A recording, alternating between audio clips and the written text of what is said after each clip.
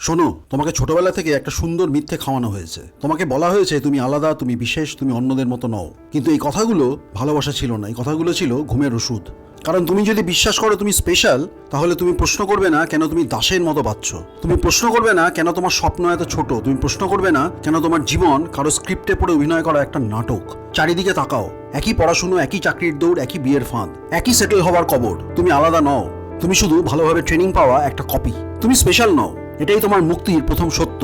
কারণ যেদিন তুমি আমি আলাদা বলা বন্ধ করবে, সেদিন প্রথমবার জিজ্ঞাসা করবে আমি কে। আর সমাজ এই প্রশ্নকে ভয় পায়, কারণ জেগে ওঠা মানুষ কখনো ভালো দাস হয় না। ভিড়ে জন্ম নিলে দোষ নেই, কিন্তু ভিড় হয়েই মরলে সেটাই tragedy. Moral of the story, তুমি স্পেশাল নও, এই সত্যটা অপমান নয়, এই সত্যটা শুরু। কারণ যে মানুষ নিজেকে বিশেষ ভাবে, সে নিজেকে বাঁচায় না, সে নিজেকে রক্ষা করে। আর যে মানুষ বুঝে ফেলে সে কপি, সেই প্রথমবার চেষ্টা করে আসল হওয়ার। মুক্তি আসে আত্মপ্রশংসা থেকে নয়, মুক্তি আসে আত্মভাঙন থেকে।